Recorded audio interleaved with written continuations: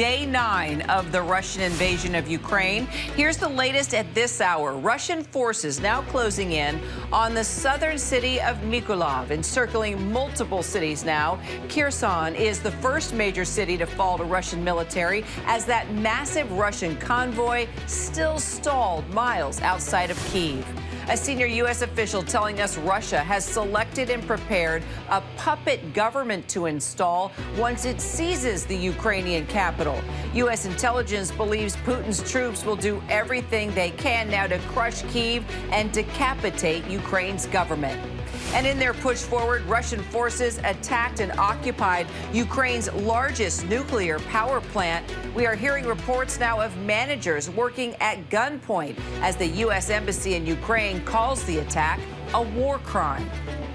Let's get straight to senior investigative reporter Aaron Katersky. He is in Ukraine along with our Phil Lipoff, who is still in Poland with the refugees there. Aaron, let's begin with you. This attack on Ukraine's nuclear plant, reports now are out there that managers are working at gunpoint. The UN Security Council held an emergency meeting. What do we know?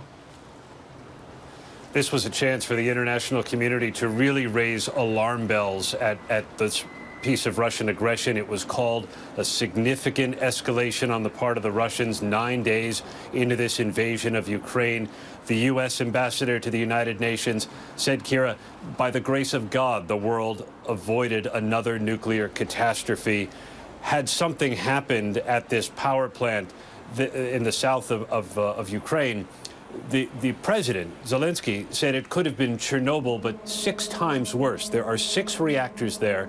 Thankfully, none of them affected by the fire that resulted from the gunfire and the shelling that we witnessed between the Ukrainian and the Russian forces. The Russian ambassador actually made a rather outlandish claim without evidence that it was Ukrainian saboteurs who had caused this fire and potential damage to the plant. But Ukraine and the West are sure it was the Russians, and they said it really raised questions as to how far Vladimir Putin was willing to go in order to take over this country, and raised questions about what kind of tactics we might see next. Right. There are definitely no limits at this point, Aaron. And Phil, more than 500,000 of these refugees seeking a refuge in Poland now. What's it like at this hour? Well, here in Lublin, Poland, it's a city of about 300,000 people, and just over the last 3-4 days, it's gotten more crowded here. Poland's president told our Marcus Moore today that he believes there are 700,000 Ukrainian refugees here in Poland alone, and his government is trying to take care of those refugees, as are the Polish people and people from all over eastern Ukraine heading, Eastern Europe heading to the border of Ukraine and Poland, trying to help those folks out. They're driving now from all over this region, giving people a ride, helping them with a place to stay. But it is getting more crowded in this town. And remember, we're an hour and a half away from the border.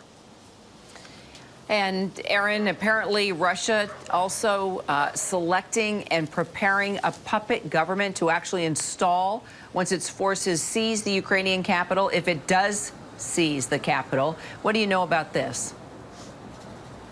Well, if the Russians think they're just going to install a puppet that people are going to agree with, I think they're wrong. We have heard over and over here, Kira, a sentiment that they're so motivated, Ukrainians are so motivated to fight for their independence because they don't want to live under the thumb of Russia or a Russian puppet again. They had that with Viktor Yanukovych. There was a democratic process to push him out. Zelensky came in 2019, and by all accounts, they're fairly happy with him, and they don't want any Russian life. They don't want that. So that's part of the reason why we've seen them take up arms or contribute to some other kind of the civil defense while the military fights to resist the Russian advance. And so while the men are being forced to stay there and fight, Phil, you know, the families keep fleeing. The UN now reporting that this flow of refugees to Poland appears to be easing. Is that what you're seeing? Well, it's hard to see from this side of the border what the lines look like from the other side, but we have heard that today as well. I think we need to keep in mind that it's all relative, you know, easing a bit from a week ago when it was taking 50 to 60 hours to get across the border into Poland. It is good that it is easing, and we have heard that the Russian army is going to make some sort of humanitarian corridor for people to get out. But as you said, there are 700,000 refugees here in Ukraine, and what's next for them? I introduced you to that family, Kira, Oksana, and her 2 children, Anastasia and Vlad. We caught up with them again today. We're keeping in touch with them, and they said they're not even going out of their hotel that they're able to stay in to eat or go look at the surrounding area. They're just devastated, and they have this phone that is connected to the air raid siren in their hometown, and every time it goes off there, it goes off on Anastasia's phone. And it happened 3 times today. So she's terrified every time that happens for her fiance, who is back in Ukraine. Right, who had to stay there and fight. And Aaron, that Russian convoy that we have been monitoring still stalled outside of Kyiv, right? What can we expect, do you think, in the coming days? It seems it's stalled, Kira, that convoy, because the Ukrainians have been making some moves on it, attacking pieces of it. They destroyed a bridge, which is believed to have slowed the convoy's advance significantly. But the Russians are gaining in other parts of the country. They're fighting in the northeast, and they could move troops from there west toward the capital. They're also fighting in the south and making gains. They could use that as a position to advance north toward the capital. But there is potentially something of a game changer, at least that's what the United States hopes, because the bulk of the weapons that the U.S. has promised to the Ukrainians are now on their way. The U.S. won't talk about how they're getting here, but more javelins, anti-tank missiles, or Stingers, anti-aircraft missiles, other ammunition, hardware, is all coming in here. And we're told that the Ukrainians are pretty deft with it, and they believe it's already making a difference in incurring some Russian losses.